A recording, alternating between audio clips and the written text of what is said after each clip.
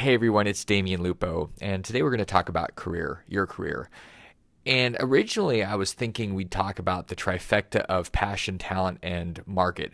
And this is the sweet spot for any work that you might do, any idea you have, the special genius that lies inside you, and how to spend your time with that. So for example, people's careers are often different than what really makes them happy. Some people like to write, some people like to do yoga, and that's what they'd like to do. That's what their ideal career would be. So they've got this passion for it, and maybe there's a talent. And then the question is there a market for it? Is there a market for you to be able to teach yoga or to coach or to write or whatever it is that you love and you're good at? And maybe there is. And so if there is, what does that market look like? Is that market big enough for you to have the type of lifestyle that you want, that matters to you?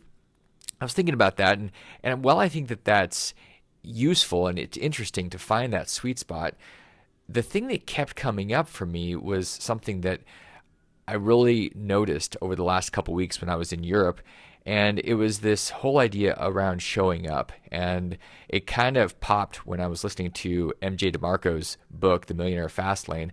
And he was talking about execution versus an idea.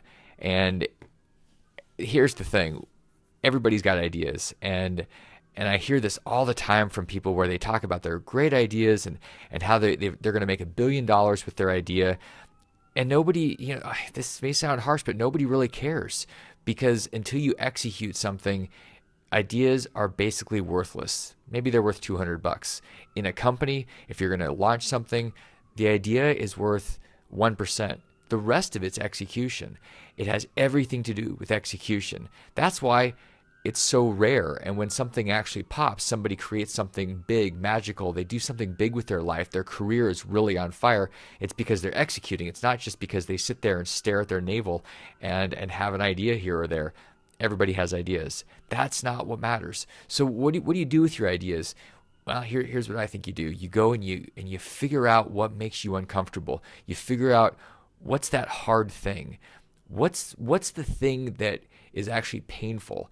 And usually the pain is something that lies outside of our comfort zone. And maybe this is going to the gym 3 hours a day, and that's what's going to matter for your career. That's the most important thing.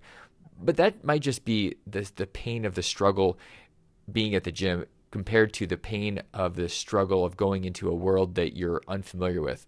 When I was in London a couple weeks ago, I was entering into a world where I'd never spent any time. The world of public companies, taking a company public, meeting with bankers, meeting with the Goldman Sachs of Europe, doing those type of activities is way, way, way outside of my comfort zone.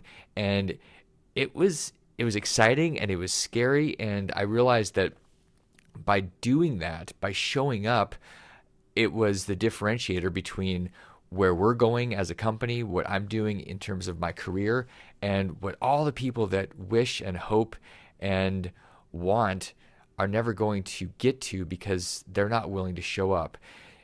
If you've got an idea and you actually want to convert that into your work, your career, the life that you live, and let's be honest, we spend most of our time working, so this is really, we're talking about our lives. It's all about the execution. And if there's something that actually matters, one of the most powerful, fastest ways you can figure out whether that it's an idea worth doing something with is to build a team around it. Building a team, finding people that will actually get, for lack of a better analogy or metaphor, to get in bed with you and spend time with you, put their name on the line, put their reputation on the line. People call it advisory boards or like a board of directors. And yeah, I've heard people talk about how they have a friend that totally believes in their idea and everybody's cheering them on. Yeah, that's easy. Again, it's just talk. Where's the execution? If somebody's willing to stand up and say, I believe in this, and do it publicly, you've got something to work with. And then you start to have more of an organization. You have more of an idea that's being executed on, not just an idea that's in the ether that's just really smoke. So I guess at the end of the day, whatever you care about, whatever matters to you, the work that you're going to do, figure out what that thing is that is really, really scary to you, that's really uncomfortable, and do that thing. I've mentioned it before in recent talks and interviews, this book called The One Thing by Gary Keller. And it has everything to do with figuring out that one thing in your life that if you did that one thing, everything else that is on your big task list, your to do list, would either become insignificant or easier, or just it wouldn't need to happen. And with your career, there's always going to be that one thing. And doing that one thing, focusing on that one thing, and usually that one thing is not the easiest thing. It's definitely the hardest thing because we tend to go towards the easiest things. If you go after that one thing, everything changes around you because you start to change because of your discipline, your focus, the energy, it all starts to change. Find that one thing, focus on that, and begin to execute. Bring in people around you that are with you, not just with their words, but in their with their reputation, with their energy and their resources. Build your team, execute on that idea, and see what happens to your career. This is the differentiator for people that have these careers, these lives that we look at and we look up to.